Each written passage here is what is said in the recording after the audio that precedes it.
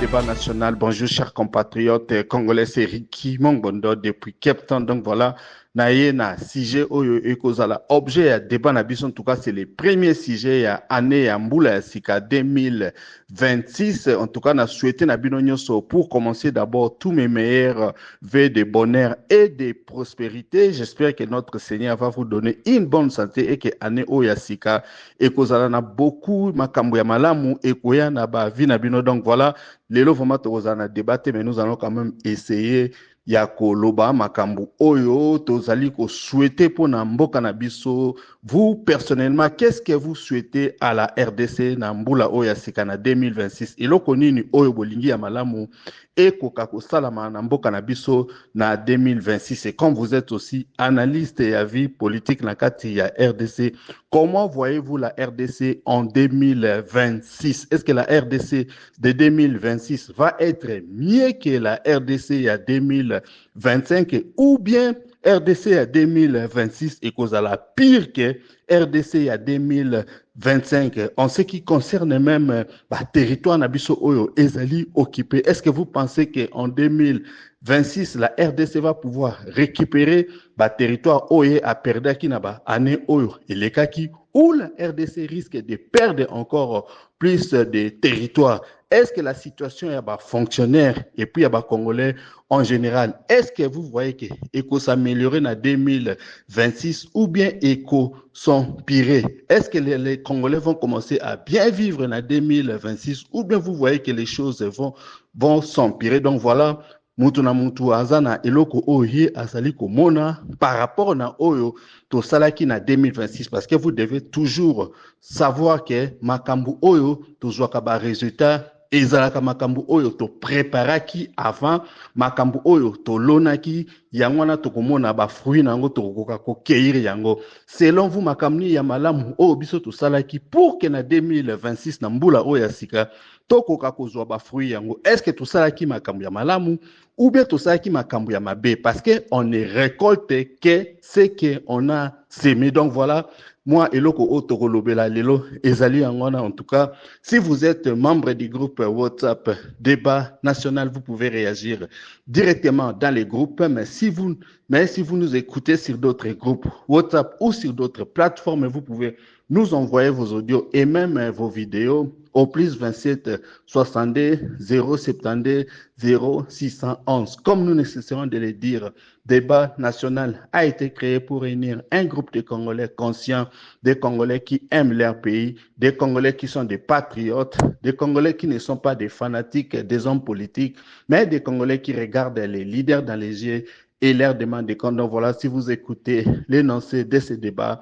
et l'amabilité de les partager avec les amis, les membres des familles, ainsi que les connaissances, pour que les Congolais, partout où ils se trouvent, à travers le monde, puissent donner leur point de vue et participer à débat national. Donc, si vous voulez aussi intégrer notre groupe WhatsApp, voilà, c'est très simple. Nous vous avons donné les numéros.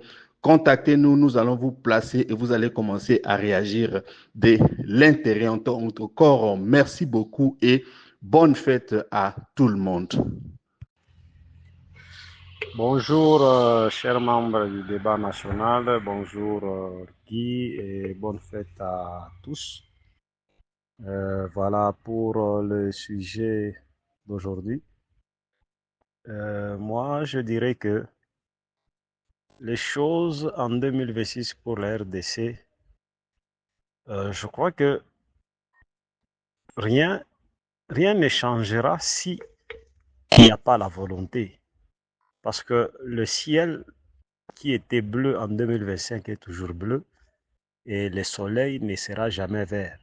Moi, je pense que le gouvernement doit prendre conscience des choses qu'on a eues en 2025 qui n'étaient pas vraiment bonnes. Ils essaient un peu de changer par une bonne volonté. Parce que vous savez, si eux-mêmes n'arrivent pas à décanter la situation, là, 2026 sera encore plus pire que 2025. Parce que vous voyez, il y a le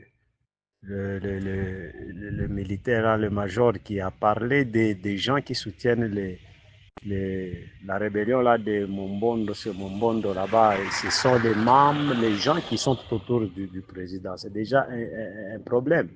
Donc si ces gens-là euh, ne sont pas arrêtés ou bien chassés loin de la présidence, donc les choses ne vont pas changer en 2026. Parler de la récupération des territoires déjà occupés, moi je pense que il faudrait aussi que la présidence accepte le dialogue pour que les choses soient quand même décantées. Donc c'est un peu ce que je peux dire parce que le monde reste tel et rien ne va changer s'il n'y a pas de volonté, rien ne va changer s'il n'y a pas l'humilité, rien ne va changer s'il n'y a pas le pardon, et rien ne va changer s'il n'y a pas l'amour, rien ne va changer si nous-mêmes ne changeons pas. Donc, nous devons d'abord commencer nous-mêmes à changer, c'est-à-dire d'abord ceux qui nous dirigent, ils doivent essayer un peu de changer. Parce que si en 2025, il y a eu trop de corruption, il y a eu trop de détournements, et on n'a pas pu empêcher cela, je crois que 2026 sera encore plus pire qu'avant. Donc, c'est un peu ça. Bonjour le débat, bonjour Ndekoriki depuis Cape Town. Merci pour le débat à l'élo. Il y a Ndekoriki pour la mboka na biso wana année 2026 biso tozosambela nzambe kaka salisa bandeko na biso ba révolutionnaire ba continuer kobotola ba mboka ba territoire même ba province mosusu bakende ti Kinshasa parce que gouvernement actuel otoza nango baza ba incapable na makambo nyonso mpona kosalisa bakongomani na mboka wana. Alors nzambe asalisa armée révolutionnaire bakontinue kobotola baterritoire. Ndeko Tshilombo na gouvernement na ye azokwense kombo congolais na mboka wana sérieusement jour au jour ozomona vie na biso bakongomani ezokende kokita na se jour au jour. Alors na minute oyo bandeko na biso ya AFC M23 bakontinue toza na espoir mosusu te o tokoloba o te opposa kingani opposa non armé bawana bakokende boye bakosala boye soki opposition non armé emeki koloba bakokanga yo bakokimisa yo soit bakoboma yo choix mosusu eza te ndeko Riki choix mosusu eza te ezosenga kaka ezala bakongole ya diaspora ezala bakongole oyo baza na kati ya mboka vraiment tosangana na force révolutionnaire tobengana nano régime oyo régime ya Tshilombo ekende nano. Bonjour, bon après-midi le débat. Ndeko Riki, par rapport ya bilan ya année passée mpo na ngai namoni armée révolutionnaire bango bazo avancé ya bazo avancé bilan mosusu ndeko Riki année 2025 bakongolais ebele babimi na mboka wana bazolongwa. Ndeko Riki soki okie na bakamp de réfugiés okokamwa précisément soki okomi na camp de réfugiés ya Malawi omona jour et nuit bakongolais ndenge bazokota na camp wana mpona koya kose réfugié yo talaka biso bakongole ndeko Riki tozotika mboka na biso kitoko tozokende kose refugie na Malawi mboka oyo bango moko ba Malawite bazokoka te kovivre na mboka na bango bazokima bamboka mosusu bazokende na bazimbabwe bazokende na bamozambique l'Afrique du Sud Namibie mpona kokende koluka kwanga eza somo ndeko Riki makambo onga nazoyebisa yo awa toza na bapreve tomona ngo boye ya fara eza na ka mosusu de refuge ezalaka na Zimbabwe somo ozomona soki obwaki miso na ngambo mopanzi ya Tanzanie kuna ndenge bakongole bazokatisa kokamwa wana ezaka bilan ya année 2025 ndeko Riki ya wana eza bilan oyo biso mosusu tovivra tomona mpona année 2025 ndenge biso peuple congolais tozokima mboka wana tozokende kovanda na bamboka mosusu même na bakamp de réfugiés. Merci le débat ndeko Riki nabosanaki place mosusu soki okomi na Bedbridge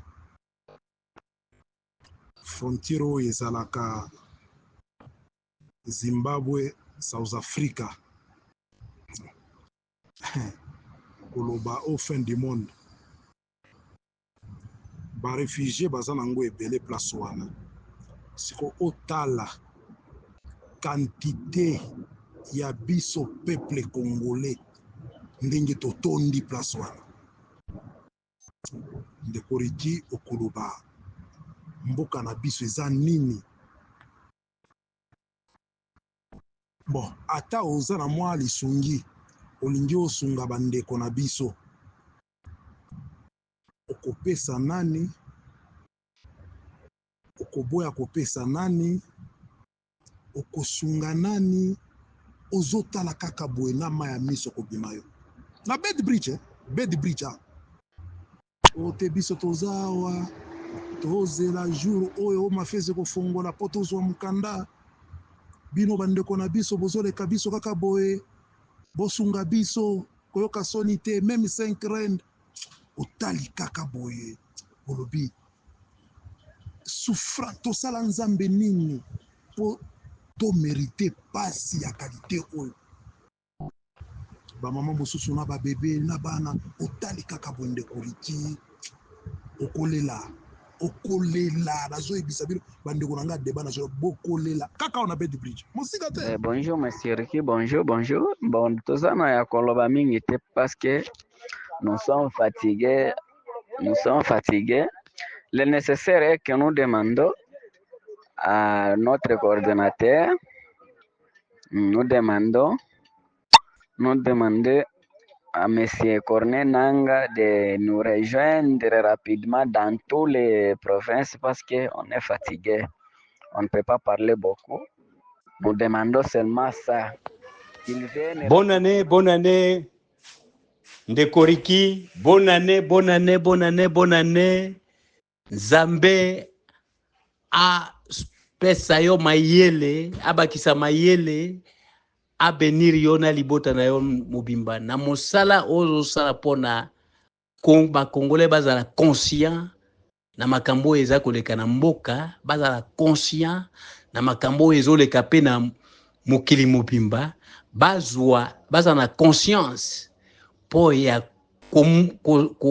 kosala bilan mabe o basali po na mboka, mabe o basali po na kotombola mboka, et baza la conscience na mabe na bango de manière que totombola mboka, et baza la conscient na ndenge ba ennemi bazokota biso tozotikela bango nini, tozala conscient de manière que totika biloko tozosala ya trahison olie totonga mboka biso tozokufela kaka mbongo, tozokufela basi, tozokufela masanga eloko tolingi na mokili yango wana, et que to changer mentalité pour que biloko wana ya mabe totika totombola mboka tolingana tozala malamu napesi yo 2026 ezala prospérité mpona yo succès et longévité na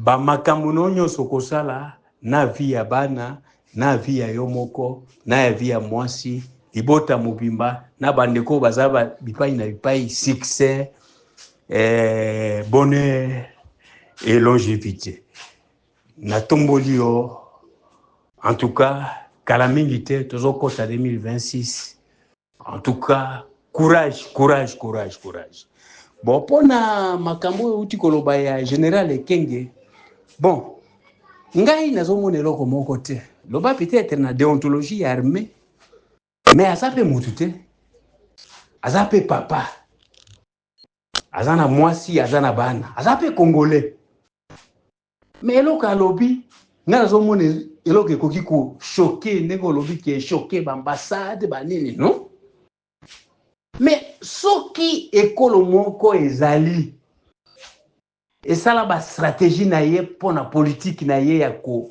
gouverner moka politique na ye ya expansionnisme les toutes utilisent leurs femmes leurs filles makambo Ekenge alobi ezali réel bato ebele pe na Congo balobango ye moko aza moto liboso te oyo balobakala basuspenda bango te les femmes les Rwandais toutes utilisent leurs femmes bayaka soki baye na politique na bango ya expansionnisme pour que bakota bamate bino et armes efficaces ce sont des femmes et bafemme wana bapenetraka bakonzi na biso bapenetraka mibali soki akoti aye ce qu'il a dit ce sont des vérités wana motu moko akondeni yango te soki motu moko azo moto ya suspendre ye je dis bien c'est que ye aza na batuti na kati yango wana azobanga il n'y a que ça moto ya suspendre Ekenge ayebi ke ye azalaka na batuti azwa basi batuti azwa mibali ya batuti abalisa bango yango wana suspendre ye mais Ekenge a dit la vérité et vérité oyo alobi wana ifale nde biso tozala président. Comment Ekenge alobi ba Sénégalais, nous avons des Sénégalais ici, nous avons des Angolais ici, des Angolaises ici, nous avons des pourquoi Bangolais, Brazzavillois bazaliawa, Bangolais, Zambia bazaliawa, toza ba peo, non ba peo toza nango limitrophe, Zambie, Angolais, tous Angola, tout ça des fois pareil. Pourquoi ba citer ba femme d'abord ba citer toutes? Parce que c'est vrai, c'est une réalité qui se font. Ça ne sert à rien qu'on cache en gros. Oya suspendre ye moka za fautif. Ye moka yamiye bi ke azo vivre bato wana. C'est ça le problème. C'est ça le problème. Bon, concernant la bilan ya biloko ya tuti banini agression to zanango, mais c'est clair. Problème ezali sikoyo na mboka na biso, le régime en place nous trompe. C'est un régime de mensonges. Ils n'ont jamais dit la vérité. Bakolobaka likambo moko te basali yango. Et bango ezali, ils sont au service de toutes, de Rwanda. C'est la raison pour laquelle l'intérêt rwandais bazo protéger yango. C'était que normal. Jamais bakoki kosala, ils n'ont jamais dit la vérité. Parce que moto alingi mboka na ye ebonga, eloko aliboso mboka neza agressé eloko aliboso kokoti na pouvoir okodoter armée oko reconstruire armée camp militaire o reconstruire yango o doter bango équipement basoda bazana camp kana bango reconstruire yango retaper yango soki bakan ezalaki te o construire yango et à partir wana o doter armée na ba munitions na camp soda nyonso azana kati ya camp et si azana kati ya camp oyebi ko contrôler mandoki na ye oyebi ko contrôler nini na ye bana na ye bazotanga na classe ofele bana basoda bazotanga na classe ofele traitement eza na kati ya camp lelo soko oyebisi ye etumba akende etumba akokenda bien parce que akotika basi ayebi ke na kati ya camp bapesa bango bacantine chaque fin du mois mwa salaire ne ezali akokenda bien mais awa na Congo quand ezalaka te quand oyo ezalaka bakan oyo mobutu atikaka ekoma ya bacivile bon yo koloba koza na armée ndenge nini armée ye moko baloba armée eza baclochard et c'est ça le problème ye ati armée ekomi clochard et yango wana tokoganyaka guerre non il ne faut pas espérer il faut Chilombo akenda soki akende après ça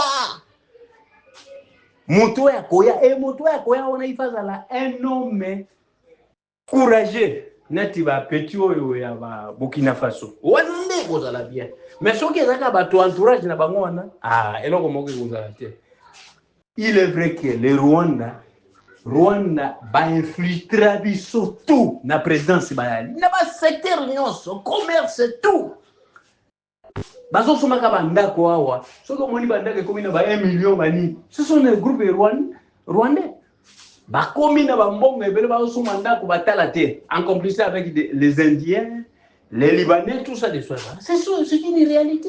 Chilombo n'est pas compétent de diriger ce pays. Il n'est pas compétent et il ne sera jamais. Quelqu'un qui n'a jamais respecté sa parole, à diriger comme vous. Voilà, c'est ça. Bilan Yawa, Chilombo ne changera pas. 2026, à Kenameka. C'est ça le problème. Voilà, Oyangai. Oui, Ndeko, Eric et Joseph.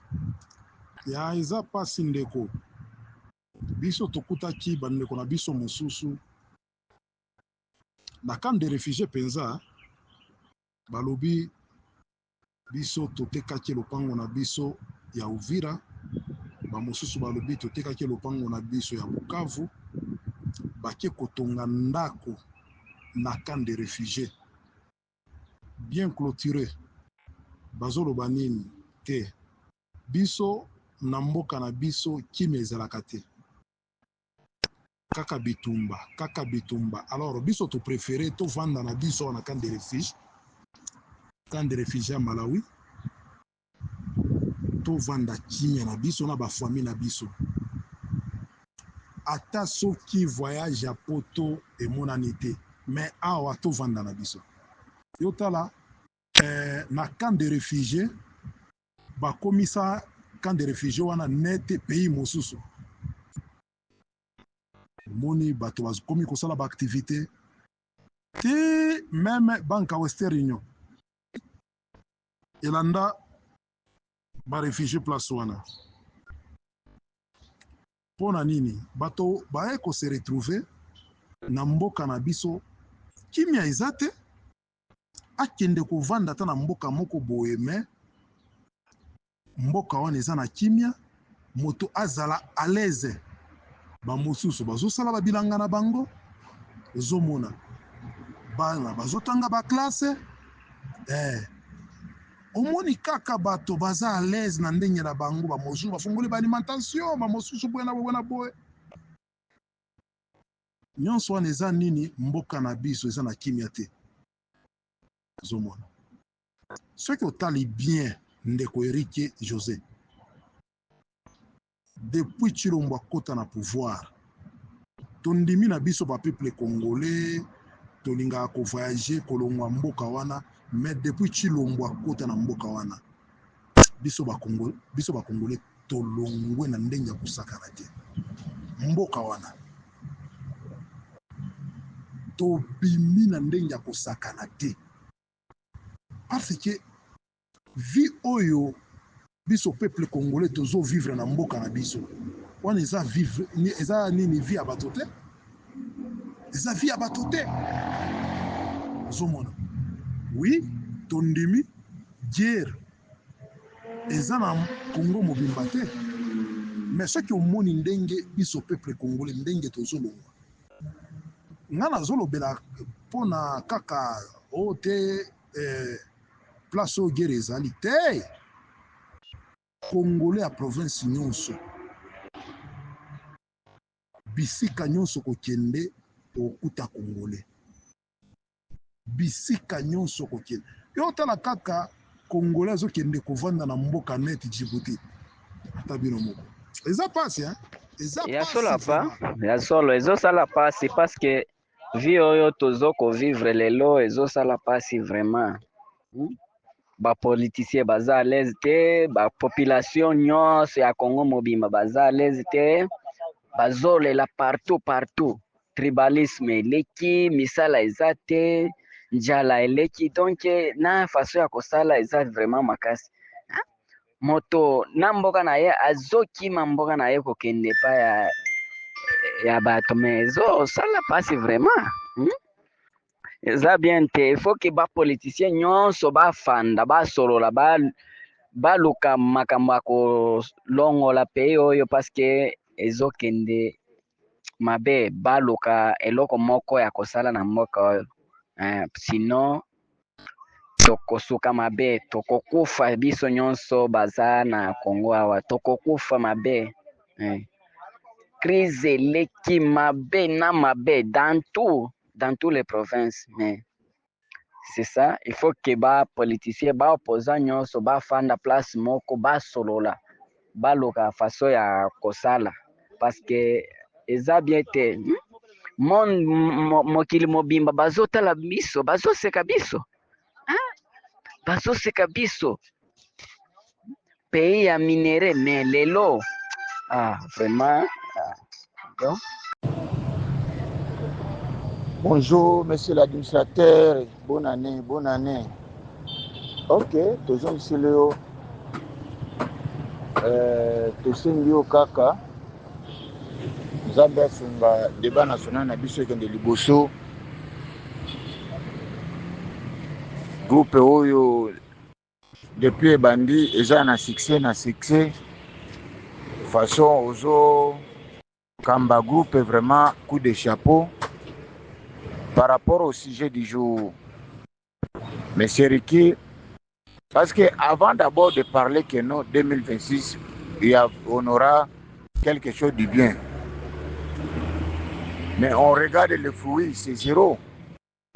Lorsque Moutou alinga buka loso au Pondu, il va d'abord faire quoi? Akolona d'abord Pondu. Ndia zeli keno na kobuka Pondu.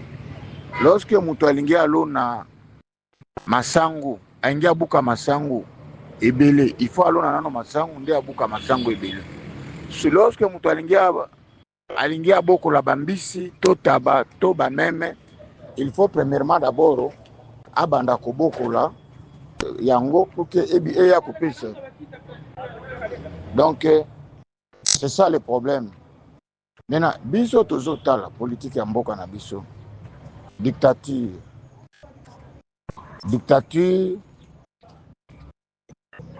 imposition, ozolinga kozwa bato lokola bazoba na yo, lokola mboka eza bilanga tata na yo, là ça ne va pas.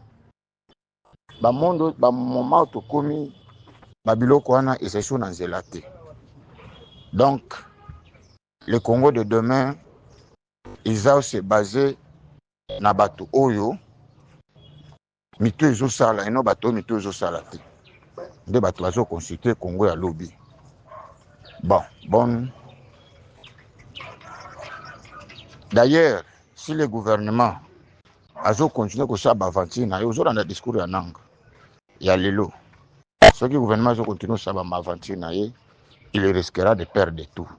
Si aujourd'hui nanga récupère le Katanga, selon mes analyses, nanga récupère le Katanga, je vous rassure, Congo tokokende na situation sous plus danger. Regardez le fait auto fait lelo.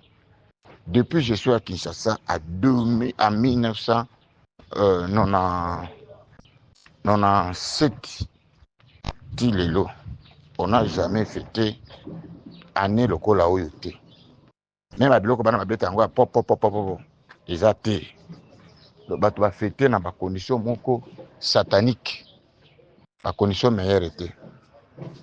Condition meilleure était satanique, c'est ce que je peux dire. Voilà le Congo de demain. Est-ce que Bonjour le débat, bonjour de Koreki depuis Cape Town. Merci mingi pour le débat ya lelo. Ya Ndekoriki par rapport à CGO ya lelo.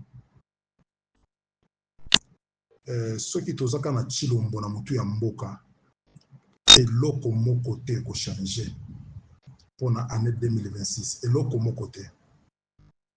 Au contraire, nde kozala mabe koleka même ya 2025. Parce que awa na se ya moi pour vivre bien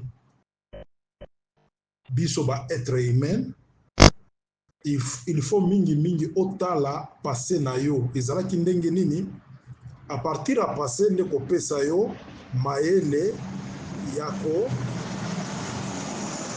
sala futur na yo ezala bien. Alors ce que otali passé au ya 2025 oyo ndenge gouvernement mboka na biso ezo nyonga biso peuple congolais. Ndekoriki avec Chilombo na mutu ya mboka eloko moko te eko changer. Merci les débats. Par rapport ya ba fête bato bako fête ndenge nini mbongo ezate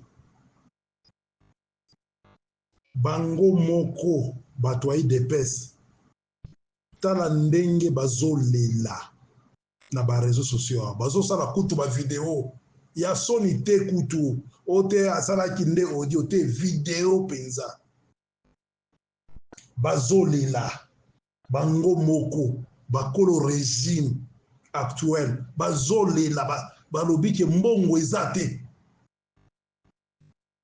tobandika na ye moko Chilombo voyageur national na ba master na ye mosusu ya poto bazozwa mbongo bazotinda ngo kana poto bazosomba kuna ba villa soki totali nano ba régime oyo lekaki régime ya Zaire na ya bakabila oyo ba mosusu bande osomba ta mapango bazotonga na mboka na biso mbongo ezo tourner kana mboka na biso siko ba oyo base couleur oyo ya Belgique bazotinda ba mbongo ka libanda mboka siko bato bakofete ndenge nini. Moi, je voulais vous donner juste un exemple. Si c'est un exemple, si c'est un exemple. Mais je suis obligé à employer n'importe mot parce que Naza peut mutloko la batunyo sonako qui commettre ba erreur soit ba faute orthographe selon chaque moto à koki ko salango. Mais tokende moi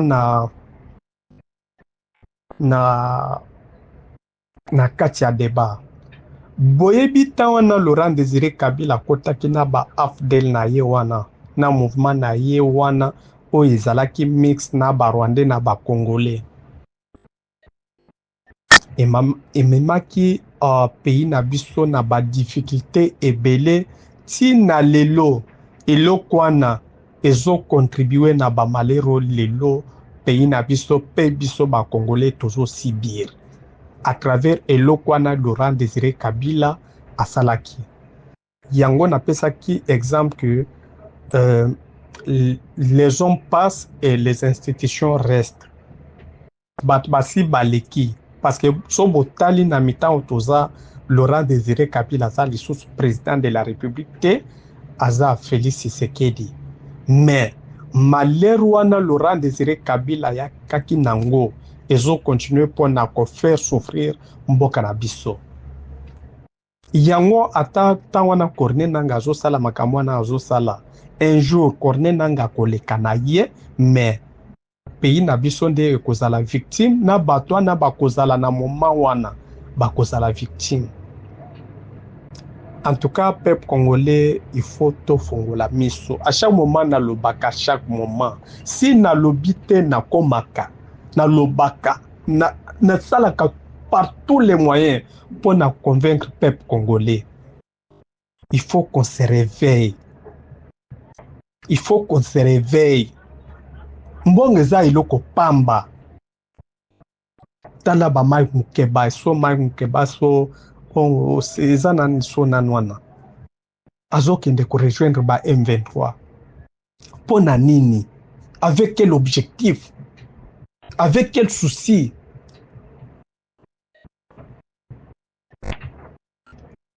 ezosala biso pasi osentir kaka non biso bakongolais toza bato ya mabe. Donc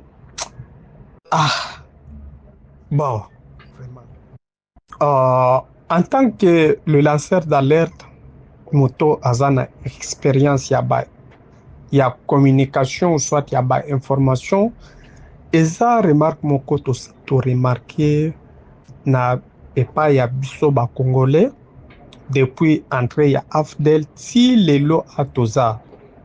Donc eza que biso bakongolais toza ba égoïste, toza bato balingi ba intérêt privé. Ata so par exemple omoni congolais aleki na télévision akoki koloba ono ya peuple mais na kati na ye wana azo défendre ba intérêt na ye privé. Yango bozomona lelo biso bakongolais ou soit Congo ezo subir barigueur moko o nakoki kolobango place ete. Oui, nayebi ke eza bato mosusu bazo condamner président Félix Tshisekedi, eza bato mosusu bazo appuyer ye, mais en ce que moi je sache c'est que il y a bato bazo soutenir président Félix Tshisekedi oyo bazo rendre ye mauvais service en première position. Pe eza bato bazo soutenir ye te, pe bazo rendre pe pays na biso mauvais service. Eza lokola question ya Corneille Nangaa na bato mosusu bazo soutenir Félix Tshisekedi te, mais bazo rendre pays na biso mauvais service. Parce que comme ba Rwandais na kati ya mboka wana eza ko rendre Congo na biso mauvais service. Oui, eza mutu moko bo alobaki que non, les gens passent mais les institutions restent. Yango bozomona eza bato balekaki, mais aujourd'hui ba institution na biso bazo subir pas ka ba problème. En tout cas peuple congolais il faut kozala mayele, pas tellement mayele ya classe, mais tozala mwa mayele ya ko vivre na kati ya mokili oyo. Parce que nazomona so botali na ba Malawite na ba pays mosusu bato bazotonga ba pays na bango sans toutefois ko compter ba études oyo basalaki na ba école. Mais chose grave nazotala na mboka na biso ba études eza ebele, mais bato bazosala bilo lokola bakendaki même ba classe te. Oui, bonjour peuple congolais, bonjour à toute la communauté congolaise, bonjour à tous les membres du groupe Débat National. Moi, c'est Augustin Chibang, le lanceur d'alerte au Boyebaka. Bien, bandeko na biso na ye lelo eza première fois ya kota na groupe oyo.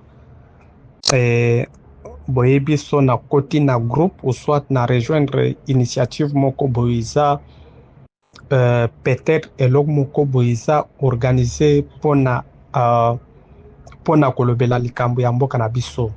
Yango na profiter na lumbangu pour que na rejoindre groupe pour que na pesa moi ba point de vue concernant ba question eza posé pona avenir ya mboka na biso. Bon, en fait, moi en tant que bon, na que non naza communicateur parce que naza le lanceur d'alerte. Déjà naza déjà communicateur, naza lanceur d'alerte. Ba o baye bakanga, baye binga, ba o baye bakanga te, il faut pas profiter pour que baye banga. Parce que to sali pli ya 20 000 articles na ba plateforme différentes pardon. O ezole bela makambo ya mboka na biso. Oui, bandeko na biso en tant que moto azana expérience ya communication ou soit ya ba information ou soit ya makambo ezole kana mboka na biso. Naza mwana elo moko bonali na partager na bandeko na biso ba congolais misusu peut-être au baza na kati ya groupe ou soit au baza na kati ya groupe te. Yango nalina loba mwa elo moko boye eza très important pour chaque Congolais.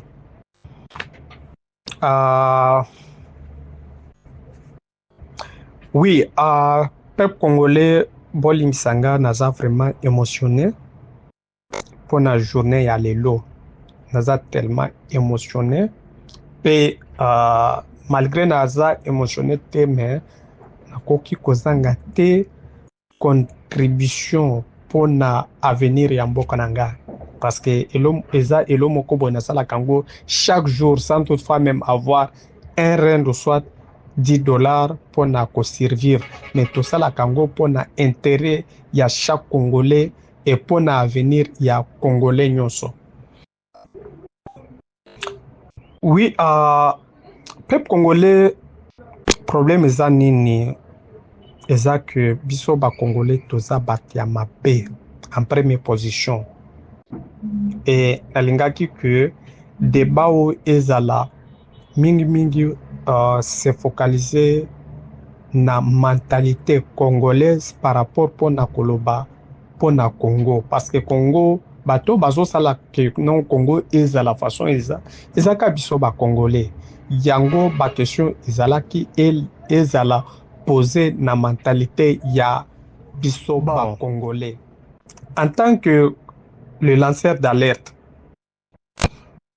na ba expérience toza nango pays na biso eza déjà na problème et na moment on a zo sabino bo s'attendre que eloko ya malonga ekozala ou soit ekoya na 2026 oyo ou soit na 2027 o ekoya na mikolo ekoya eloko ata moko te oyo ya malonga ekozala te. Pourquoi?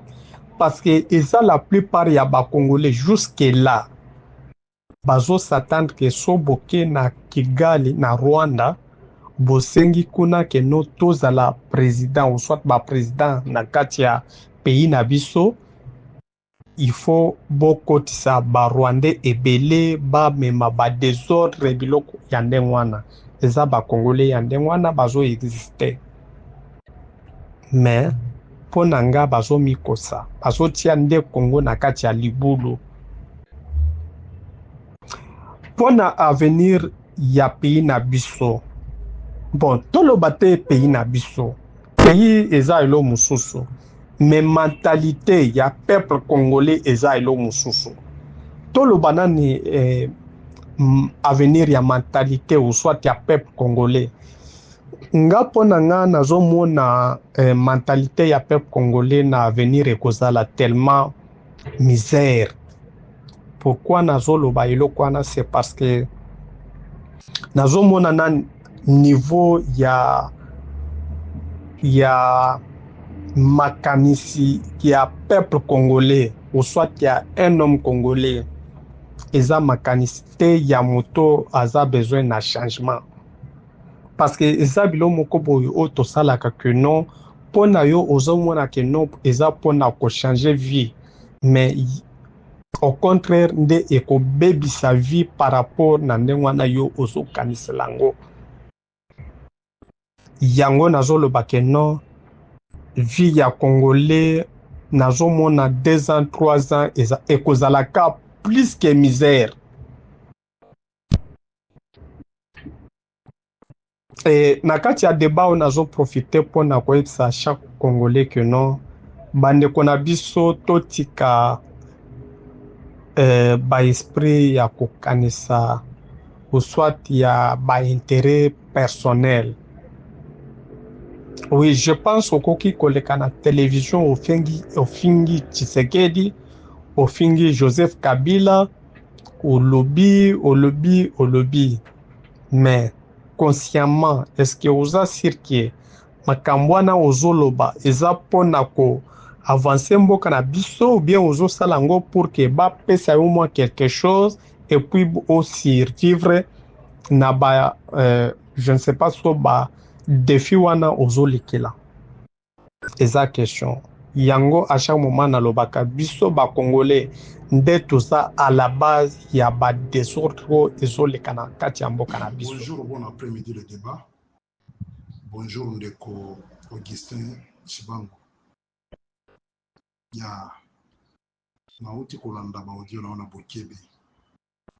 D'abord, ningaki na répondre yo par rapport ya moto ya kendaki ko rejoindre ba force révolutionnaire na biso ba AFC M23. Moto ya azosala ke bakongomani mosusu bakende ko rejoindre ARC kuna eza Chilombo. Parce que Chilombo azo coincé biso peuple congolais mabe. Lelo soki oza opposant na kati ya mboka na biso wana o critiquer Chilombo yeba ki na soir bakotindela yo ba force du progrès. Après avoir kotindela ba force du progrès bakosala yo mabe. Soit bako enlever yo, soit bakokanga yo bakende kotia na ba boloko na bango. Zomona. Alors, choix mosusu eza te. Moto akendaki ko rejoindre ba M23 kuna eza Daniel Safo. Ya azana raison na ye, c'est ça la démocratie. Asala kende choix na ye. Choix na ye. Parce que na minute oyo opposition non armée ekoti kosalisa biso peuple congolais te. Il faut opposition armée. Na minute oyo na kosa yo te. Na kopesa exemple typique. Quand en décembre on a habité ce qui est 15 na bosani date. Ndeko Jean-Marc Kabunda alingaki asala marche. Bapikisaki batindelaki ba militaire na ndako na ye. Ozomona azo tikela biso tata mokete Tshisekedi ndenge azawana. Alors o etikali bato bakomi kotala kaka te bakende kolanda bandeko na biso ya AFC M23. C'est un peu ça. Asala ki choix na ye vraiment Daniel Saf. Bonjour, merci bonjour, le débat national. En tout cas, Nzambe apambola mutu nyonso oyo azana kati ya groupe oyo kola batelaki biso ane mobimba 2025. Lelo toza le premier oyo 2026. Zamba bateli biso ane mobimba tokoti 2026 na esengo bisika nyonso bana Congo oyo baza na kati ya groupe oyo ezala na Bapoto, ezala na Kinshasa, na Este, na Kasai, na Sankuru, Bakongo, partout na mokili mobimba. En tout cas Nzamba batela biso. En tout cas na epo na korepondre papa na biso makambo azoloba pona Kabila le père. En tout cas lelo toza le premier babiloko wana ba condamnation wana biso tolembi yango. Po toyebi te na mboka oyo moto nino bino bofo bopesa ye rezo. Ese na mboka oyo bato mibale oyo Congolais akoki kotia commentaire po na bango te? Neti Lumumba, neti Kabila le père. Bato mibale wana bayaka po na ko défendre intérêt ya Congo mobimba.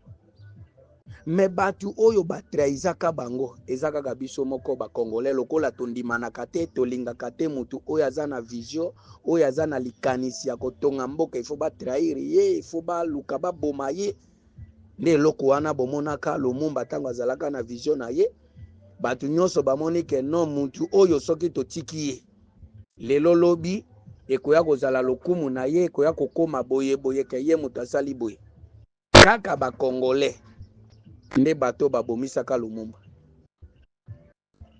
Kabila le père ozoloba wana papa toyebi na monde entier meme bato bazana la ibanda mboka États-Unis wana soki boke bokuta armée ya Congo eza kuna ba Congolais bazana kati ya armée ya ba États-Unis.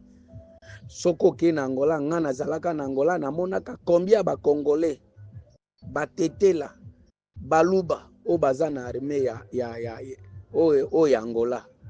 C'est possible boyoka ke Congolais moko na kati ya Angola asali trahison na kati ya armée.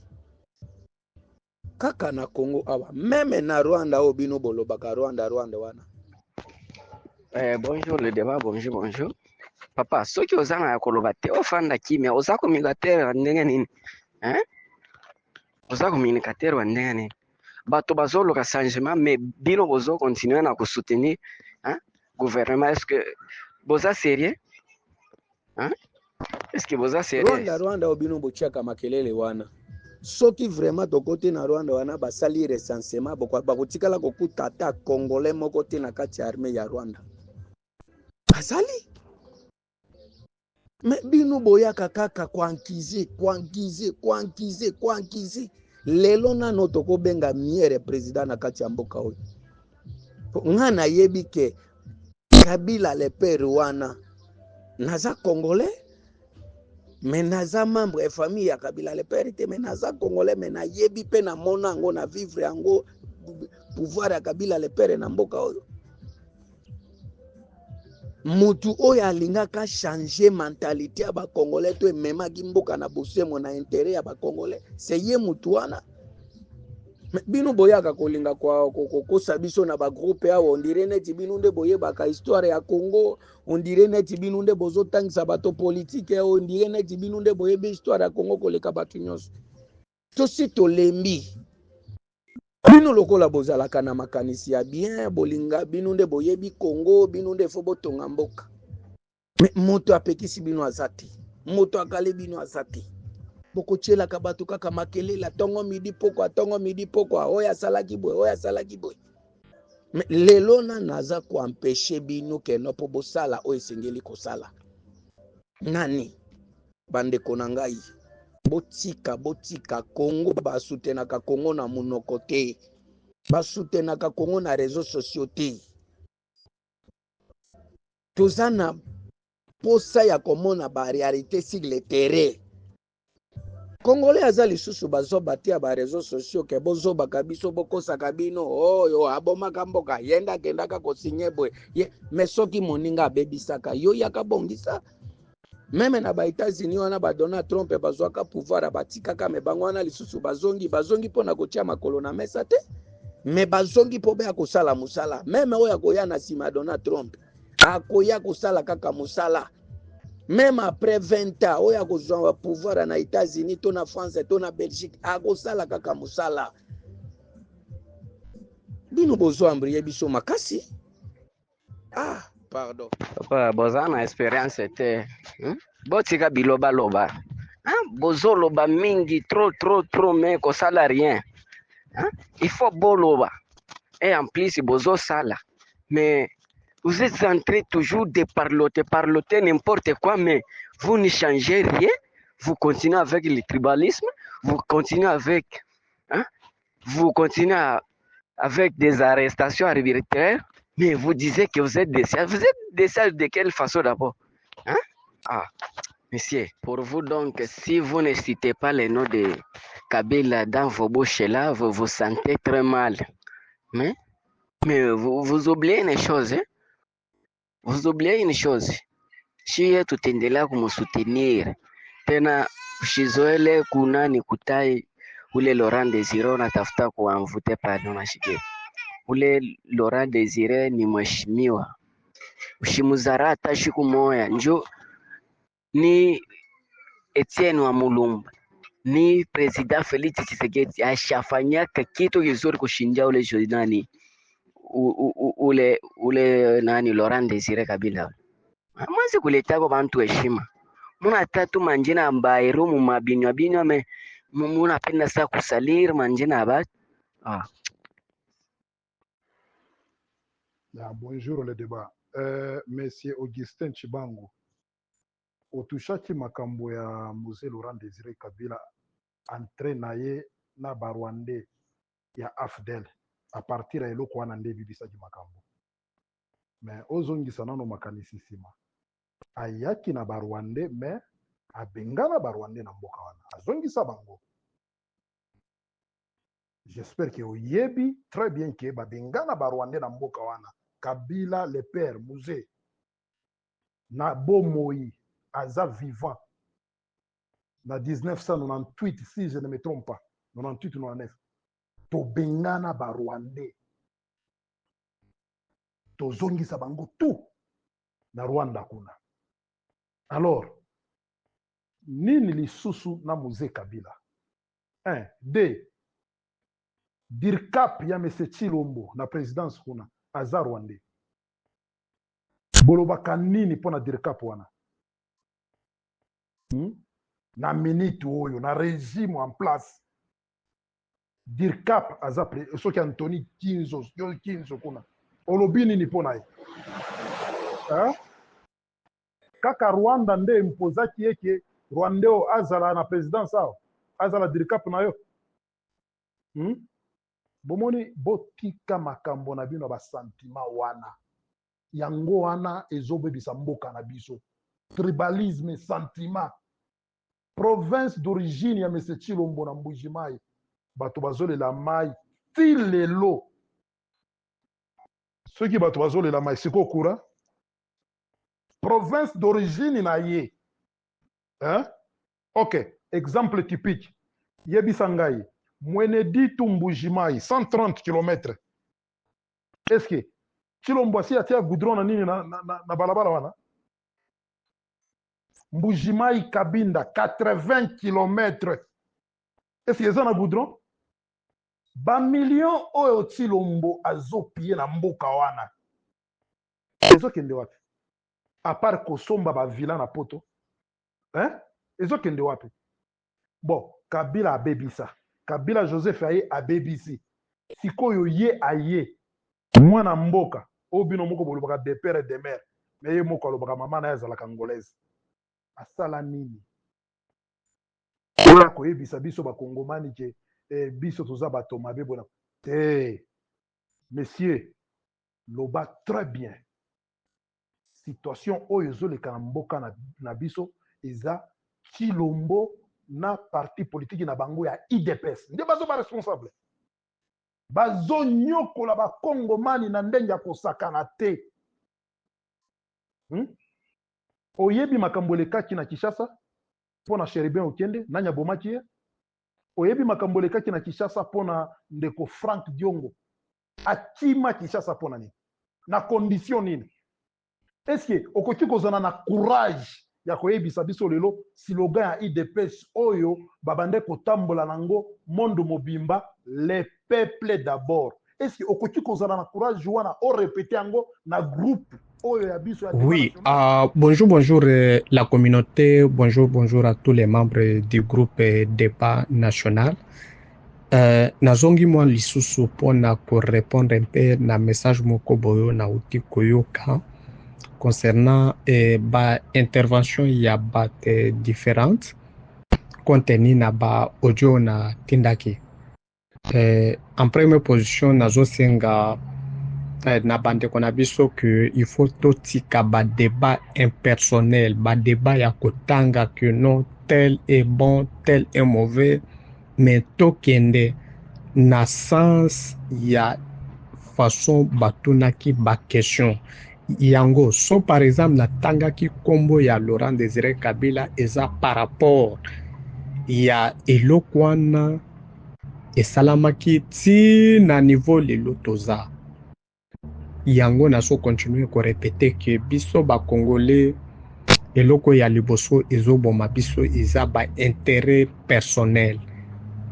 Et so botali voir même Mike Mukeba so par exemple à quelque rejoindre ba M23, c'est parce que à se retrouver yemoko azo se retrouver na kati ya régime te, à se retrouver Katumbi ake libanda après atikali azota la par quel moyen na koki ko survivre yango epoussé akende ko rejoindre ba M23 na kokende epa ya ba M23 mingi baza ba Rwandais etawana azokende kuna azokende kotika komi utiliser. Donc voilà les termes on a koki ko utiliser ake komi faire utiliser epa ya ba Rwandais yango boyokaki ndeko akufaki aza Magloire Paluka atunaki bango ba question que non pourquoi so par exemple tozui ba village to gagner ba village ezaka tribu moko ou soit race moko nde ezo se retrouver na au sommet mbala moko eloko wana nde esalaki que Magloire Paluka ezala assassiné yango eza bakongolais ebele bazobosana eloko wana donc eloko nazo comprendre affaire M23 eza que barwandais bazo profiter na faiblesse ya peuple congolais bazo profiter na faiblesse ya peuple congolais alors bazoya so par exemple bakuti ke eza groupe ya bakongolais moko bavandi kolobela mabe mpona bapeuple rwandais babomi bango yango so boza sous-informé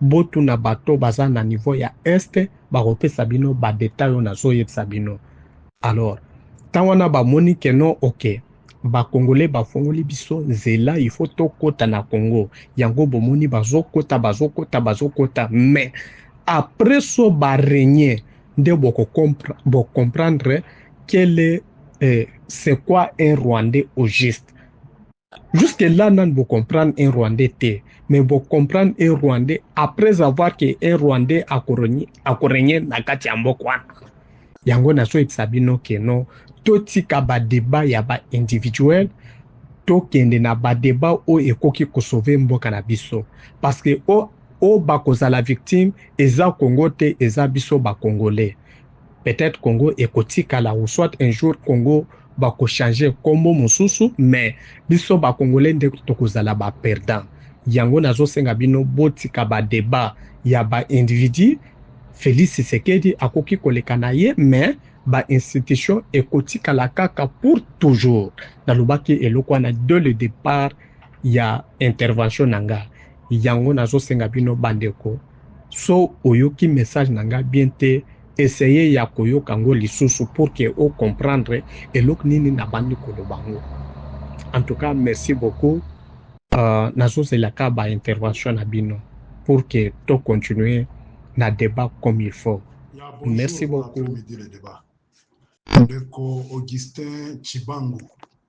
Ok, avant de continuer, nalingaki na ebisa eloko moko. Groupe oyo eza débat national.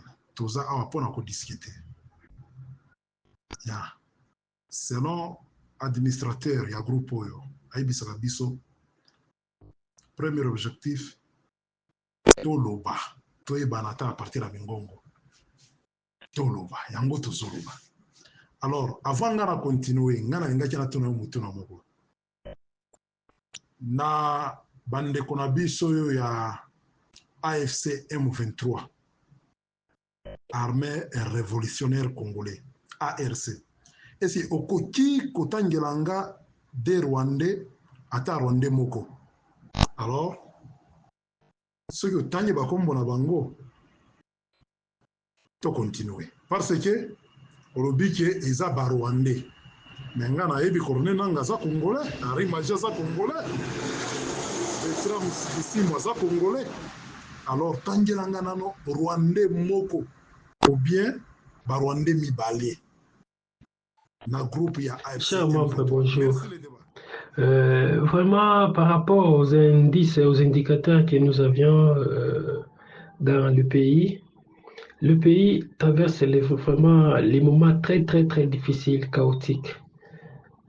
Tout ça est dû à la mégestion. À la tête de notre pays, notre président n'est pas vraiment, moi je dirais qu'il n'est pas à la hauteur. Pourquoi il n'est pas à la hauteur? Il n'est pas un bon père de la famille. Un père de la famille, c'est celui qui réunit. Vous voyez, quand il y a des rébellions, ça et là, ça ne va pas. Vous voyez, la meilleure des choses, c'est celle de réunir les gens et trouver un bon compromis. La rébellion a été causée par lui-même, le président. Il devait chercher des voies et moyens, trouver des solutions d'abord à l'interne, qu'il allait chercher des solutions à l'externe. Le problème que nous avions ici actuellement, même dans le pays, les gens préfèrent Nanga que le gouvernement. À moins les gens de son ethnie qui les soutiennent. Mais les gens qui sont vraiment objectifs ne soutiennent pas ces régimes. Il y a beaucoup d'indicateurs qui montrent que le pays va mal, ça ne marche pas. Le président devait utiliser la sagesse, tout ça, pour rendre tout en bonne et due paix. Mais nous sommes désolés, la situation continue toujours à s'empirer. Et là, ne comptons pas que la RDC pourrait récupérer, parce que Bounagana, ça fait maintenant combien de temps? Et lui-même, le président, nous avait dit qu'on ne peut pas se battre pour une petite partie de terre. Et sa femme dira que nos enfants viendront prendre ça. Cela veut dire quoi? Ils sont les messages qui nous lancés. Il nous a lancé ce genre de messages. Il est allé mettre la RDC dans l'EIC sans l'accord du gouvernement, donc sans l'accord de l'Assemblée nationale. Il fait des histoires qui lui semblent beaux. Alors là, ne comptons pas. La situation va mal. La situation économique du pays va mal. Présentement, en bougement, les gens se plaignent de tout, sauf de rien. Alors, c'est quelqu'un qui devait faire le mieux, qui devait corriger les erreurs que Kabila avait fait, qui lui puisse amener un plus, mais nous sommes désolés, la situation s'est dégradée 100 fois que la situation de Kabila. Et actuellement, les gens pleurent que Kabila revienne. Pourquoi? C'est parce que les gens avaient confiance en celui-ci, en disant qu'il va mieux faire, mais nous sommes désolés. Et la manière qu'il gère le pays par ses copines, ses amis, tout ça, les gens qui ne sont pas à la hauteur, parce qu'il est membre de la famille, parce qu'il est copain, il est copine, alors on a les pouvoirs. Et en soi, ils n'ont pas de compte à rendre. Des comptes à rendre pour eux, c'est juste détourner l'argent et aller déposer ça à l'extérieur. Or, on doit construire ici chez nous au Congo, faire de grandes choses. Même si vous partez, vous mourrez, cette histoire va bénéficier au pays. On va prendre les jeunes gens, les jeunes Congolais qui vont travailler là-bas. Et quand on amène à l'extérieur, vous n'avez pas de fonds, on commence à vous poursuivre et à fin de compte, on vous ravit ça. Les Congolais gagnent quoi dans tout ça? Ne gagnent rien. Mais quand vous investissez ici chez nous au Congo, nous gagnons. Même si vous partez, nous continuerons toujours à gagner. Aujourd'hui, dans les entreprises minières, les Chinois ne prennent pas les stagiaires. Mais avec ça, les générations futures vont apprendre où? Donc tout le monde sera comme des foutrons. On vient, on vous apprend, on vous dit fais ça, fais c'est fini. Donc vous n'avez pas un plus à donner. Non, le gouvernement, l'État congolais allait nous aider afin que nous puissions persévérer et évoluer, changer. Mais ce n'est pas le cas. Le pays traverse vraiment des moments critiques parce que nous avons des dirigeants qui ne sont pas à la hauteur. En tout cas, nous, ça nous fait mal, ça nous fait mal. Et à Lubumbashi, on ramasse des jeunes gens des jeunes gens qu'on ramasse comme ça, et on les amène à Kanyamakassese, et il se pourrait, on les amène ailleurs, d'autres, on les tue, ça, tout ça.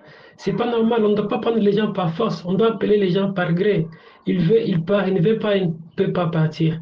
Il y a des vagabonds qui circulent ça et là, on ne les récupère pas.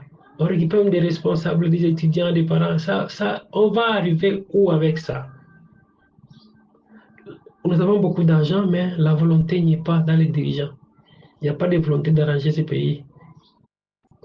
C'est un peu ça ma contribution, mais on n'espère pas avec nos dirigeants qu'on a à la tête, on n'espère rien. Alors, il vaut mieux qu'il y ait changement de régime, on peut espérer quelque chose. Alors, tokende moi na réalité. Omoni Corne Nanga, eloko esali ke Corne Nanga azala epa ya ba M23, c'est pas au ba Congolais bazo kanisa. C'est pas au ba Congolais que non Corne Nanga ça na objectif ya ko libérer Congo, c'est pas ça. Corne Nanga azo se focaliser pour na ba intérêt na ye. Pourquoi? Parce que sobo tangi ou soit sobo yoki interview ya Corne Nanga au asalaki il y a 1 mois à 2 mois passé. Alobaki que non Félix Tshisekedi azwaki ba mina ye après azui a confisqué babilo ke belé ya ye akambwana alobaki yango. Donc sobo tali en réalité Corne Nanga za conflit interne à Félix Tshisekedi. Wana eza en dehors ya likambo etali libération. Maintenant, tokende en réalité, en 2018-2019, Corne Nanga a joué décision ya kobima libanda. Mais avant abima libanda akendaki na Kingakati. O izaba information na zopesa yo. Corne Nanga kendaki libanda parce que gouvernement congolais ebandi ko poursuivre ye na ba gérance ya présidence ya Sénat. Et na ba poursuite wana gouvernement congolais aye kokuta ke non Corneille Nangaa azalaki na ba mine privé. Et eza même ba information nazo fabriqué te ye moko aza conscient ke azalaki na ba mine privé. Ok, omitu na question. Yo en tant que président ya assemblée ya sénat, okoki kozala na ba mine privé te. Mais tokende sikoyo na version o tokoki kosala ke non chaque congolais o aza na kati ya groupe oyo a comprendre nini ezoleka na kati ya mboka na biso. Corneille Nangaa akei libanda. Mais avant ya kokende libanda ake kokutana na Joseph Kabila. 2 à 3 mois passés, Corneille Nangaa ake ko créer bor na ye o izalaki o basalaki na Kenya keno AFC. Basali eloko wana AFC o ezalaki sous médiation ya Kenya na Uganda et puis na Kenya na Rwanda. Asali bor na ye wana et 6 mois après bor na ye wana est commis en partenariat na M23. M23 o ezalaki contrôlé na Sultan Makeng o aza chef numéro 1 ya M23. Et Sultan Makeng aza nani aza muto ayakaki na Laurent Nkunda. Et bino moko boyebi histoire ya Laurent Nkunda, lelo Laurent Nkunda aza na Rwanda. Un Rwandais o ayakaki kosala massacre na mboka na biso et lelo a se retrouver na mboka na ye. Et eloko wana ezosala biso ke non, il faut en tant que Congolais, moto aza na makila ya Congolais, il faut to réfléchir na likambwana. Yangona dès le début il y a débat oyo na lubaki ke non, il faut to éviter makambo o telle personne est bon, telle personne est mauvais. Soto bandika likambo o tel. Donc comme na niveau moko peut-être comme que non to banda yo ozanan pourquoi ozo ipsanga makambwana. Alors to éviter makambwana, to débattre débat national. Pourquoi nazo senga iloko wana, c'est parce que soto lobi débat national tozo débattre pour na avenir ya mboka na biso.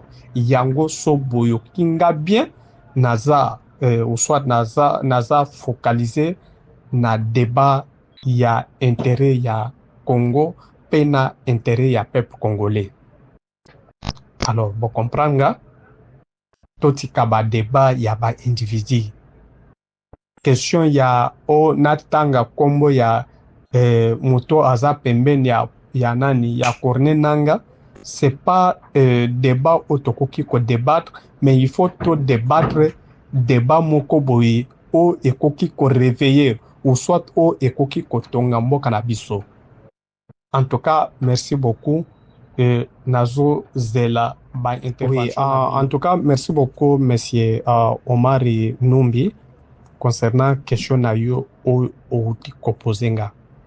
Mais en première position, nalina ibsayo que non, omoni armée rwandaise na armée congolaise eza ba armée mibale différentes.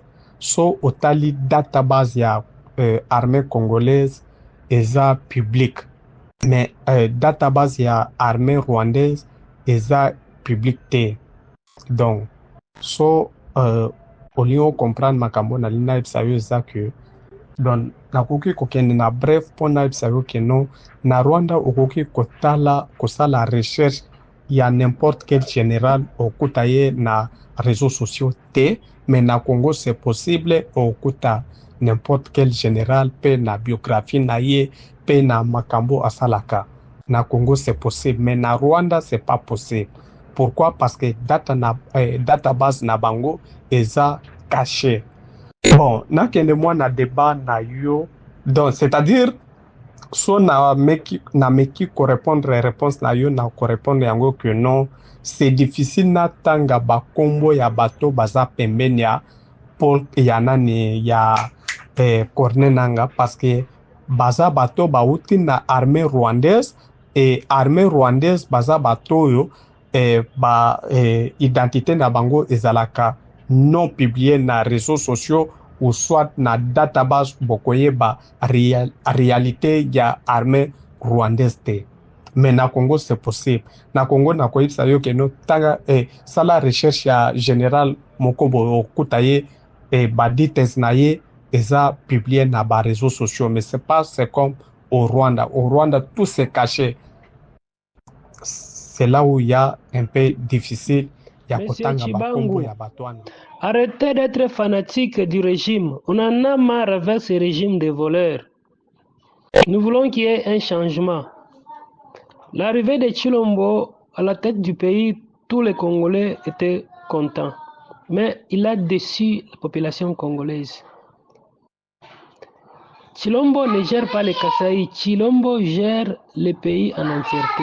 Il n'est pas un chef coutumier du Kasaï, c'est un président du Congo. Maintenant, regarde dans son comportement. Il fait que mettre ses frères. Bukalenga Boetou, Bukalenga Boetou. Et maintenant, quand il faut ramasser les gens pour aller à la guerre telle qu'à Lubumbashi, on ramasse tout le monde au Kanyamakasisi, au Kanyamakasisi. Il a fait déplacer tous ses frères du Kasaï vers Lubumbashi, vers Kinshasa. Pourquoi? Pourquoi ne pas améliorer là-bas? Pourquoi ne pas aménager là-bas? Il n'est pas à la hauteur. Il fait que voler de l'argent du pays et aller payer des maisons à l'extérieur. Et il ne sait même pas construire ici. Et il fait que condamner les autres, critiquer les autres.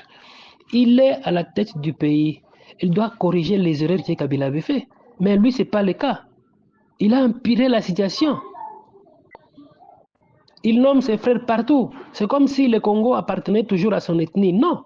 Le Congo appartient à tous les territoires nationaux. Ce qui fait qu'on parle du Congo, c'est le territoire national. Il n'y a pas que les Kassaïens. Il y a tout le monde. Il y a les Bangala, les Congo, les Swahili, et ça et là. Hein? Maintenant, lui, ce n'est pas ça. Tout le monde est mauvais. Lui seulement, son ethnie, Machia Moumeno.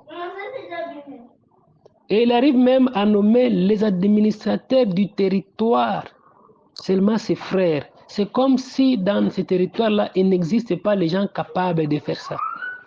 Les maires de la ville, les administrateurs du territoire, dans d'autres provinces, ils ne peuvent pas le faire à part ses frères kassaïens. Non, non, ce n'est pas ça. Chilombo doit partir, Nanga doit venir nous libérer et mettre à la porte Chilombo, parce qu'il n'est pas à la hauteur. Il a fait à ce que la cohésion nationale puisse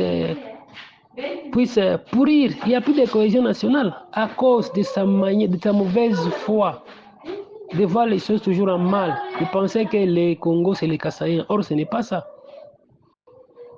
Bukalenga Boetou, Bukalenga Boetou, Bukalenga Boetou. Non, non, c'est le pouvoir du peuple, pas le pouvoir des Kassaïens. Le pays va mal.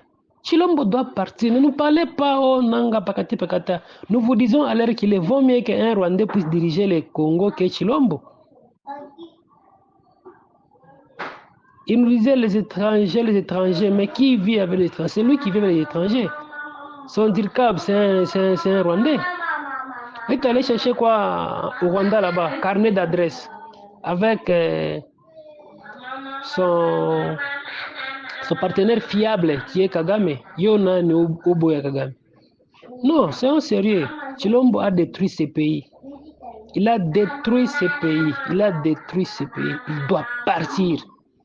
Chilombo doit partir. Ce n'est pas le pays de son papa. Hein?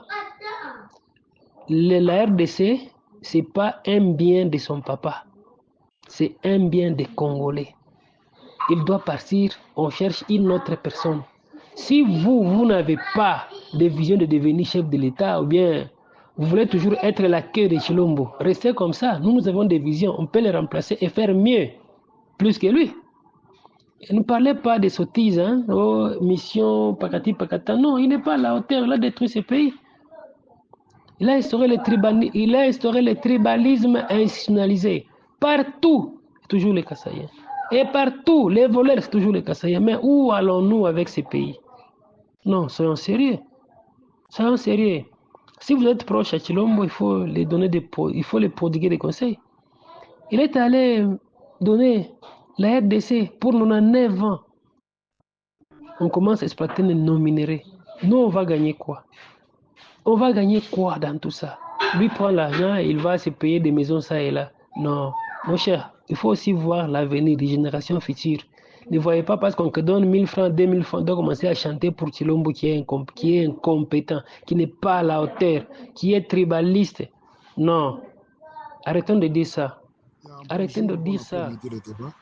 Il y a Ndeko Augustin Chibangu, il y a Nauti Kolandayo de Soso.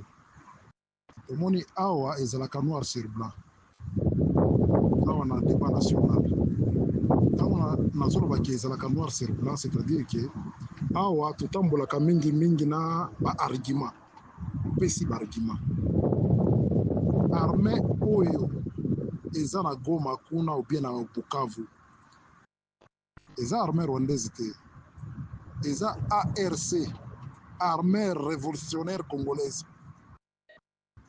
Ce sont des Congolais nde baza kuna. Omoni nga na pesa kiyo argument moko na audio moko. Soki olandeli ba audio na ngai. Nalobi na présidence kuna ya RDC. Présidence ya Chilombo. Aza na dirkap moko kombo na ye Anthony Kinzo akotaka na église ya Laurent Dallon.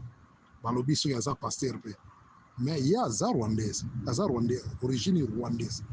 Zomona. C'est un peu ça. Les arguments qu'on a fait ça. Côté qu'on a ARC, Ulingoma, Congolais. Général, ce qui est général Biamungu, Aza Congolais. Zomona. Nakotangela yo, Babetram Bissimwa, Baza Bele wana, ce sont des Congolais. Alors, ceux qui ont l'ingéo même makambo na place publique, oye akana ba argument, o pesa biso ba argument, oye ko convaincre biso ya solo ke ya solo kingani kuna aza rwandais, kingani rwandais, preuve yango. Mon frère, c'est un peu ça. Awa tozolo bela makambo mboka na biso. Même ba individu tolobelaka makambo na bango. Zomona. C'est un peu ça. Na audio na yo mosusu olobela ki pona Mike Mukebai ke a rejoindre groupe ba révolutionnaire kuna na Goma. Mabe wapi asali choix na ye. C'est ça la démocratie. Vous comprendre mon frère. Ya memela biso barkima ponko o convaincre biso wa mosusu. Dendeko Makamboza 1, 2, 3, 4. C'est un peu ça, mon frère. Yeah. Ceux qui ont commis qu'on doutait, oh, pongana eba, boye na boye. Yeah, siko, yo moko za nango doute. Siko, oh, yo koloba na monoko na yo. Nako ki kondimi nango te. Nako loba kite, ozo kosa. Ozo comprendre. Parce que, biso awa, ceux qui ont na makambo, baka diosia. Ka diosia, ya IDP soana. Ah, te kosimba te, mon frère. Yeah. Mais maintenant, biso bargima nde makambo. Merci le débat. Ndeko Omari Numbi, en tout cas, merci beaucoup pour na ba effort aux fournir pour na copier ça moi ba contribution na yo. Mais en fait, et là qu'on a l'ina ça yo, eza question ya ko avancer ba argumenter, eza question ya ko faire comprendre par Congolais pour que pas mekamwa ko yeba mabe eza nini et molamu eza nini yango nde tozosala chaque moment. En fait oyebi eloko esali ke non ndeko na biso o nayebi Magloire Paluku que je connais bien o tobandi kosolo à chaque moment avant que akende ko rejoindre ba M23 tawana azalaki journaliste. En tout cas il faut biso ba Congolais tofungola miso. Nga naza apona ko pesa ba argument te. Parce que nayebi ki non okoki ko pesa mutu ba argument et il y a des gens au bakoki ko comprendre l'utilité ya argument na ko pratiquer yango. Eza bato bayebi eloko na ba o bayebi yango te. C'est-à-dire nga naza apona ko pesa argument te mais naza apona faire peuple congolais comprendre peuple congolais. En fait, oyebi eza elomoko na koki koyebisa yo o ememi liwa ya ndeko Magloire Paluka. Parce que Magloire Paluka aza parmi moto asali ke AFC. Boyebisa nga te mpo na makambo ya armée révolutionnaire eloko wana ezalaka te. Eloko toyebi ke eza AFC Alliance Fleuve Congo na M23 oyo ezalaki créé na ba M23 ba Rwandais nde basali coalition pour que basala eloko bazosala.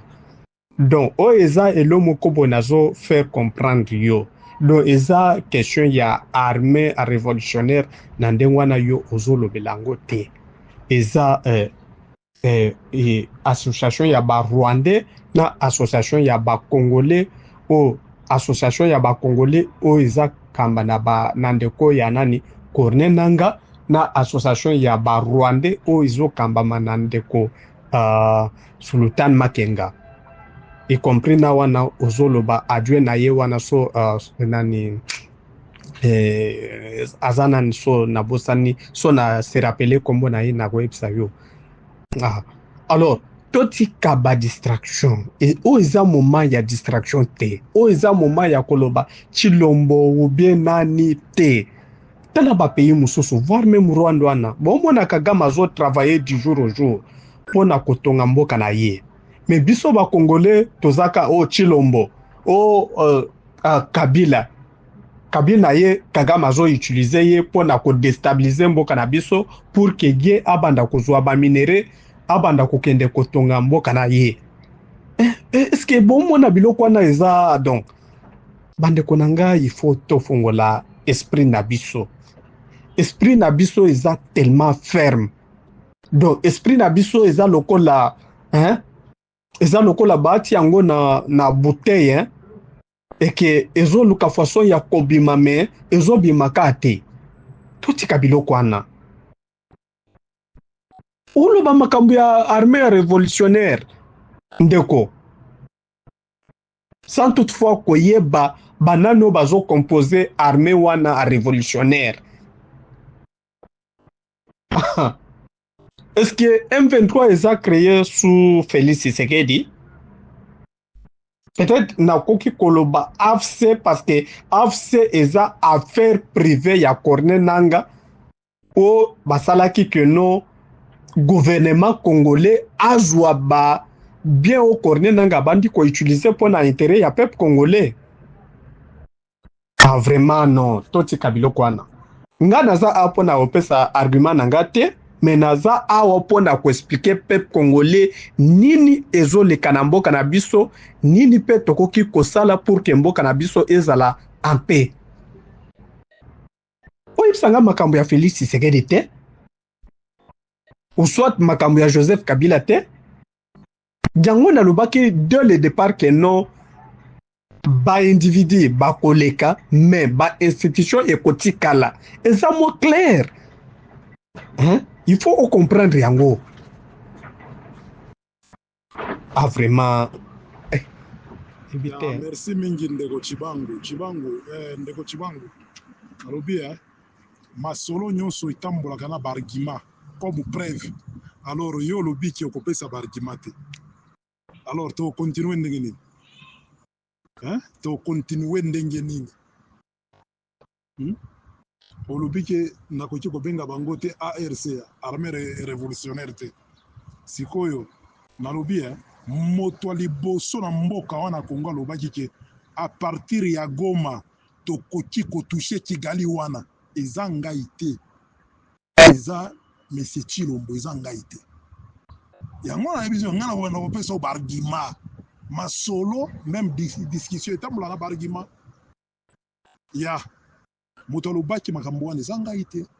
Moto oyo alobaki ke nakovandisa deux chambres bapesa nga autorisation na déclarer guerre na Rwanda eza ngai te, eza Chilombo. Omoni Monsieur Chilombo aza incapable.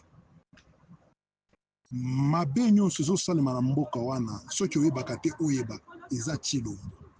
yende aza la base ya makambo wana. Je pèse mes mots. Tshilombo nde aza la base ya mabe nyonso ezosalema na mboka wana. Ozo comprendre ya Tshilombo na parti na bango ya IDPS nde baza la base ya problème wana. Lelo yo ozolobelaka Rwanda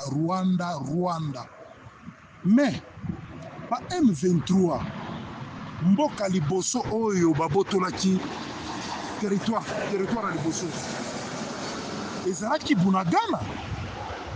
Est-ce que Bunagana ezalaka cité frontalier na Rwanda? Mais na Uganda pona nini bozalaka na makasi te kolobela même Uganda wana? Nyonso wana eza nini? Hypocrisie. Biso totambolaka na bargima. Biso peuple congolais toza na problème te. Problème ya mboka wana eza Tshilombo. Ya, eza Tshilombo. Moto azonyonga peuple congolais eza Tshilombo. Merci le débat.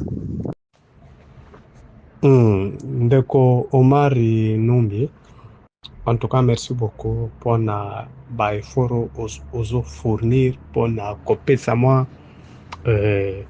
ba contribution na yo. Mais en fait eloko na lina epsa yo eza question ya ko avancer ba argumenter, eza question ya ko faire comprendre ba congolais pour que ba meka moi ko yeba mabe eza nini et molamu eza nini yango nde tozosala chaque moment. En fait oyebi eloko esali keno ndeko na biso o nayebi Magloire Paluku que je connais bien o tobandi kosolo à chaque moment avant que akende ko rejoindre ba M23 tawana azalaki journaliste. En tout cas il faut biso ba congolais tofungola miso. Nga naza apona kopesa ba argument te parce que nayebi keno okoki kopesa mutu ba argument et il y a des gens au bakoki ko comprendre l'utilité ya argument na ko pratiquer yango eza bato bayebi eloko na ba o bayebi yango te. C'est-à-dire nga naza apona kopesa argument te mais naza apona faire peuple congolais ko comprendre peuple congolais. En fait, oyebi eza elomoko na koki koyebisa yo o ememi liwa ya ndeko Magloire Paluka. Parce que Magloire Paluka aza parmi moto asali ke AFC. Boyebisa nga te po na makambo ya armée révolutionnaire. Eloko wana ezalaka te. Eloko toyebi ke eza AFC Alliance Fleuve Congo na M23 o ezalaki créé na ba M23 ba Rwandais nde basali coalition pour que basala eloko basosala. Donc o eza elomoko bonazo faire comprendre yo. Donc eza question ya armée révolutionnaire na ndengwana yo ozolobelango te. Eza association ya ba Rwandais na association ya ba Congolais o association ya ba Congolais o eza kamba na ba nandeko ya nani Corneille Nangaa na association ya ba Rwandais o izo kamba manandeko Sultan Makenga, y compris na wana ozoloba adjoint na ye wana so nani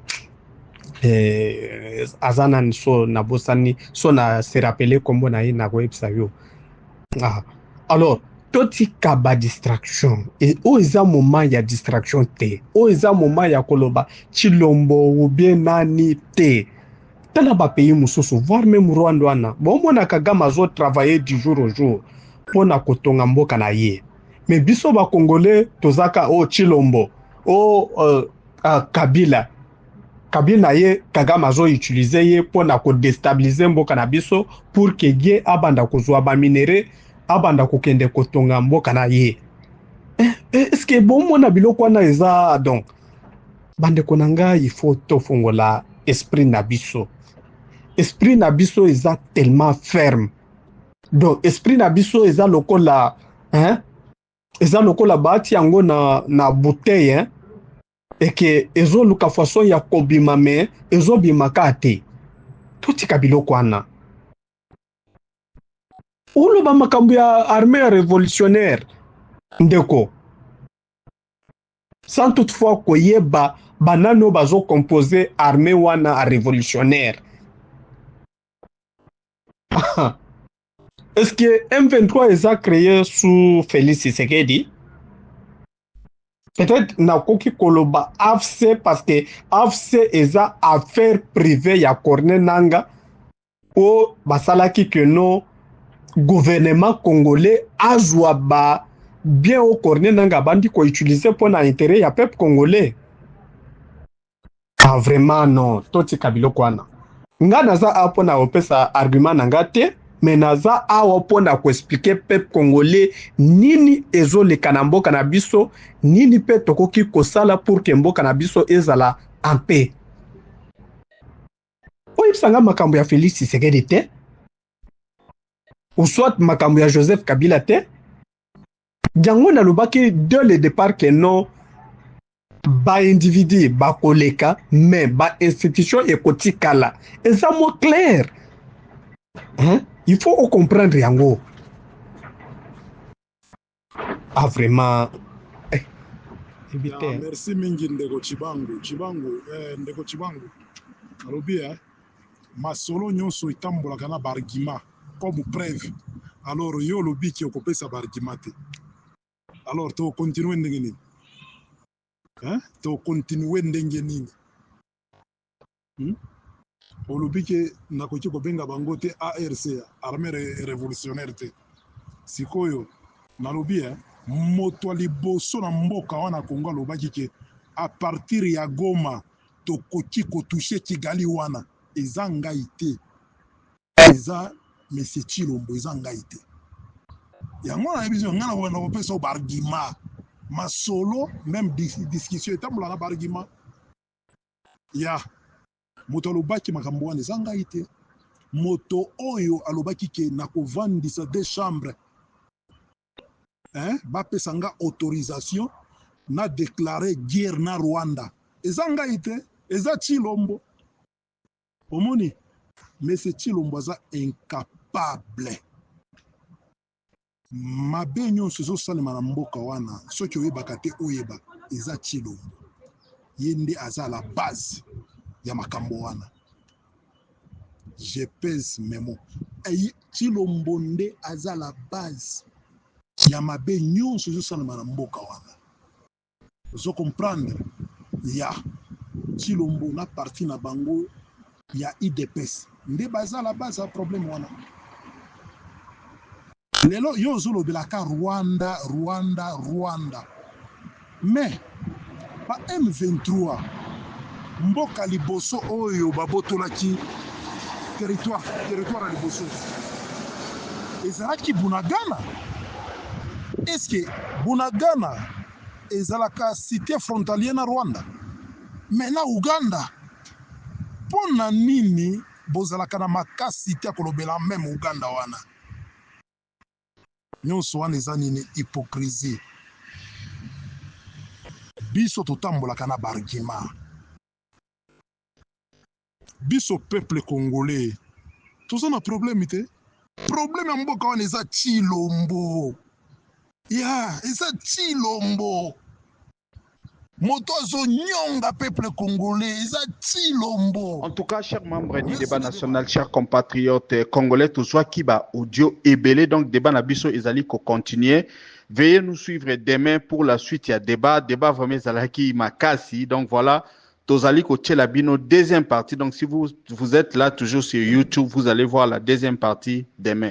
En tout cas, merci beaucoup. Nous avons été ravis pour Nakoyambaba. Audio Nabino Batunyo sur ya membre débat national et même vous, les Congolais de partout dans le monde. En tout cas, merci beaucoup et à la suite pour demain. Merci.